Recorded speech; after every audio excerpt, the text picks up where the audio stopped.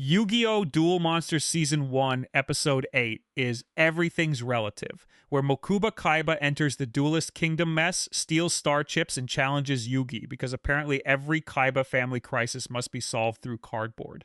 The episode starts with Mokuba escaping from Pegasus Castle, which already tells you how serious Pegasus' security system is. This man is rich enough to own an island, a castle, a tournament, a private army, and probably several illegal permits, but a child can still escape using tied bedsheets. Mokuba does not exactly make a clean action movie exit either. He climbs down, realizes the rope is not long enough, panics, falls into the bushes, and somehow survives because this is still a children's show, even if every adult in it is behaving like a Bond villain with a trading card addiction.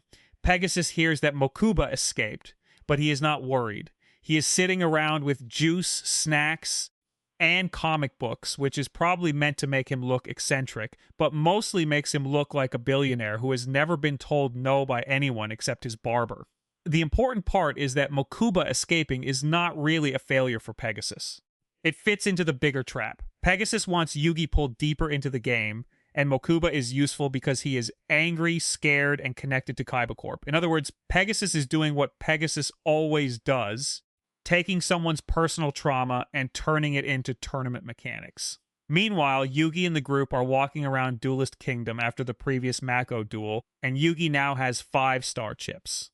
Joey is still trying to get his own chips because his sister's surgery depends on him winning this tournament, which remains insane every time you say it out loud. Most shows would have a hospital drama. Yu-Gi-Oh! Says no, the eye surgery fund must be settled by summoning monsters on a beach. They run into a boy being dragged away by Chemo, Pegasus's large guard, because the boy has lost his star chips. The boy says they were stolen, along with his deck, but Chemo does not care. This is the Duelist Kingdom legal system.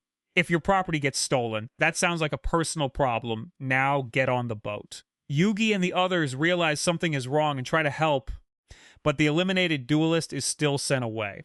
The only lead they have is that the thief was small and wore a bandana. So naturally, the group begins hunting for a tiny card criminal hiding somewhere on Pegasus's island.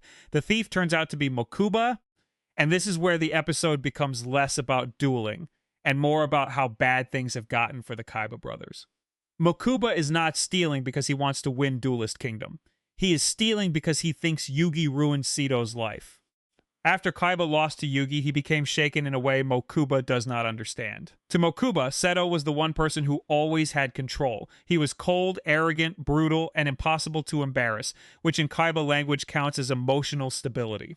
But after Yugi beat him, Seto walked away from everything, and Mokuba sees Yugi as the person responsible. Mokuba challenges Yugi using the stolen deck, which is a very Kaiba move for a child commit theft, call it honor, and immediately escalate to a duel. He bets the stolen star chips, and Yugi accepts because he realizes there is more going on than a random kid trying to rob tournament contestants. Mokuba starts playing with cards that are not his, and the duel goes badly almost immediately. This is not because the deck is cursed or because Yugi is doing anything brilliant yet. It is because Mokuba is using someone else's cards with no real plan. He is angry, but anger does not automatically make you good at strategy. It just makes you louder while losing. Yugi defeats Mokuba's monsters and starts giving him the usual speech about cards having heart.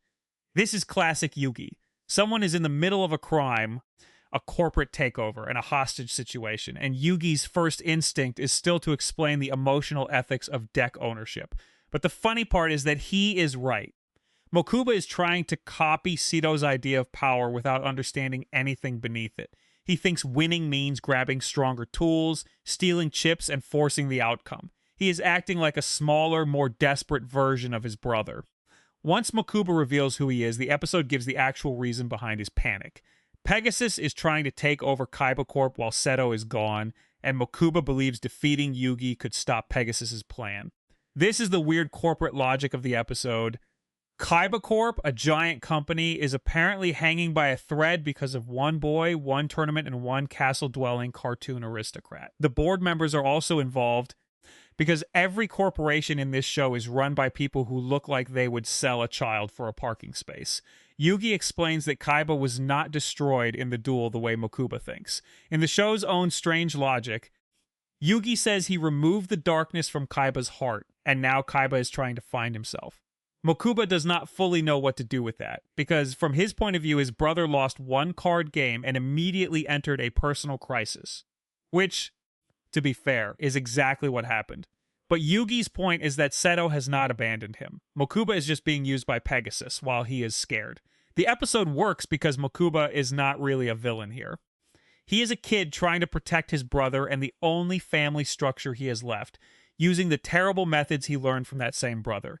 He lies, steals, and cheats, but he is doing it because he has no adult around who is not either missing, evil, or employed by Pegasus.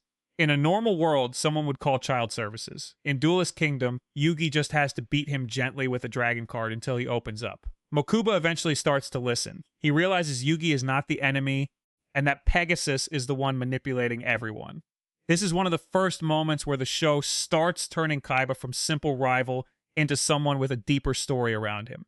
Even before Kaiba returns properly, we see that he has a brother who loves him, a company being stolen from under him, and enemies who are not just trying to beat him at cards, but take his entire life apart. It gives Kaiba more weight without making him softer. He is still Kaiba.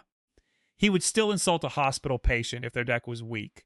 But now there is more behind the arrogance. The group tries to return the stolen star chips to the eliminated duelist, but Kimo refuses to cooperate. The boat leaves early because Pegasus's island apparently runs on whatever schedule is most cruel at the moment. Mokuba tries to fix what he did, but Kimo takes the chips and throws them into the ocean. This is one of those moments where the show accidentally creates a perfect image of Duelist Kingdom. A child tries to do the right thing, and a grown man immediately throws justice into the water. Kimo then grabs Mokuba and says Pegasus wants him back. Yugi challenges Kimo, but the situation is already moving into the next trap. Mokuba is captured again, the star chips are gone, and Pegasus has successfully pushed Yugi closer to another confrontation. This episode is basically Pegasus playing chess while everyone else thinks they are playing Duel Monsters. He does not need to beat Yugi directly yet. He just keeps putting emotional bait in front of him and letting Yugi's decency drag him into danger. There is also a cutaway with Seto Kaiba, who is alive and obsessing over how Yugi beat him. This is very important because Kaiba's response to a spiritual defeat is not therapy, rest, or human reflection. It is technology. He starts working on devices and trying to understand what happened through pure analysis, because Kaiba would rather invent the future than admit a small boy with star-shaped hair hurt his feelings. Men sent by Pegasus come after him, and Kaiba escapes, leaving behind his Blue Eyes White Dragon card. That card becomes the bridge into the next episode where Pegasus' side starts using Kaiba's image and legacy against Yugi. By the end, episode 8 is doing more than it first seems. On the surface, it is a short Mokuba episode where Yugi teaches a kid not to steal cards, which is already a sentence only this franchise could make dramatic. But underneath that, it sets up Pegasus as a much more dangerous villain. He is not just hosting a tournament. He is attacking Yugi's family, Kaiba's company, Kaiba's brother, and the trust between people who should be on the same side. He understands that the easiest way to beat someone like Yugi is not always with a stronger monster. Sometimes you just put a scared kid in front of him and let Yugi's conscience do the rest. The dry joke of the episode is that Mokuba is technically wrong in almost every method he uses.